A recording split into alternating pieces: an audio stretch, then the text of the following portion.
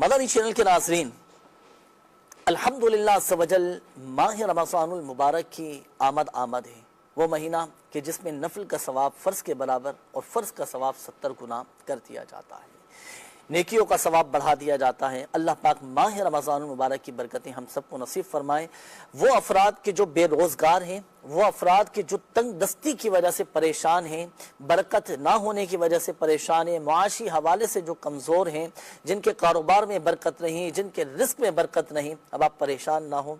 माह रमज़ानुल मुबारक का जैसे ही चाँद नज़र आए, ये ऐलान हो कि अल्हम्दुलिल्लाह माह रमज़ानुल मुबारक का चाँद नज़र आ चुका है, तो अब आपने ये वजीफ़ा पढ़ना है।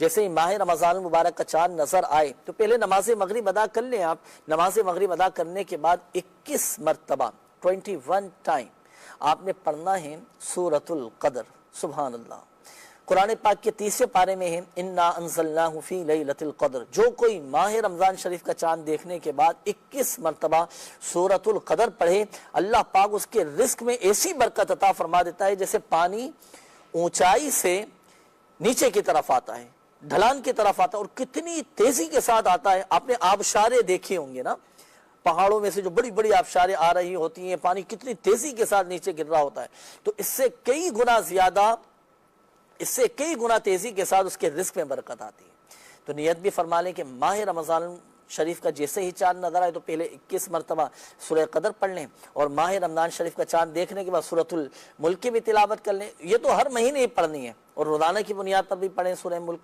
इंशाअल्लाहुल करीम दुनिया और आखिरत में बरकतें भी मिलेंगी।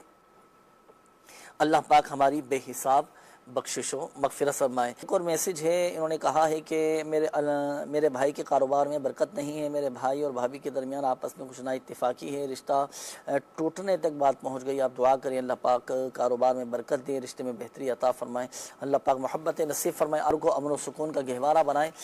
आप कोशिश करें कि 786 मरतबा बिस्मिल्लाहिर्रहमानिर्रहीम पढ़कर पानी पे दम करके ये किसी तरह दोनों को पिला दें। सही है, भाई को भी पिला दें, तो इंशाअल्लाहुल करीम दोनों मियाँ बीवी के दरमियान आपस में मोहब्बतें पैदा हो जाएंगी।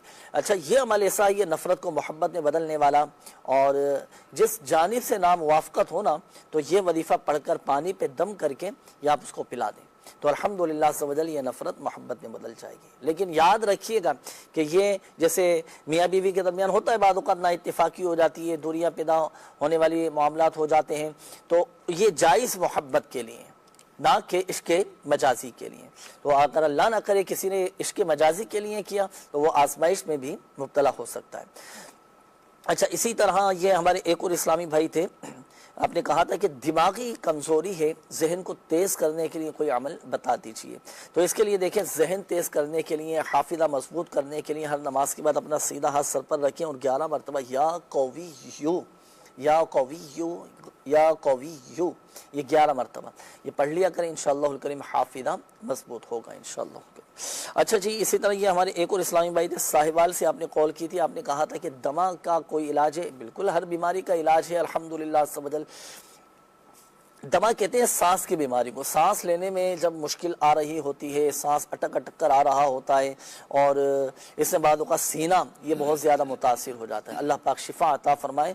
तो इसके लिए देखिए अमल ये है, आसान सा अमल है, 75 मरतबा ला इलाहा इल्लल्लाहु 75 टाइम ला इलाहा इल्लल्लाहु ला इलाहा इल्लल्लाहु ला इलाहा इल्लल्लाहु ये पढ़कर सीने पर दम कर दें, अल्हम्दुलिल्लाह सवजल सीने के अमराज भी दूर हो जाएंगे, दमा का मसला भी इंशाअल्लाहुल करीम हल हो जाएगा। ये अल्लाह पाक ने चाहा तो ये बीमारी दूर हो जाएगी। ये तो हुआ वजीफ़ा, अपने डॉक्टर से भी मशवरा करें, डॉक्टर से भी अपना इसका इलाज करवाएँ, अल्लाह पाक करम फरमाने वाला है। और इसके ये है कि आप तावीज़ात अत्तारिया भी हासिल करें, इंशाअल्लाहुल करीम अल्लाह पाक की रहमत से बहुत जल्द ठीक हो जाएंगे इंशाअल्लाह। आइए नाज़रीन, एक पैकेज हम आपको दिखाते हैं। अच्छा, होता क्या है, बाद औक़ात नाफ का बड़ा मसला रहता है लोगों के साथ। जैसे किसी ने वज़न उठाया, नाफ उतर जाती है, नाफ में दर्द होना शुरू हो जाता है, नाफ अपनी जगह से हट जाती है, तो अब नाफ कैसे ठीक करें और वजीफ़ा क्या है, नाफ चढ़ाने का तरीका क्या है, हमें पता कैसे चले कि नाफ उतर चुकी है।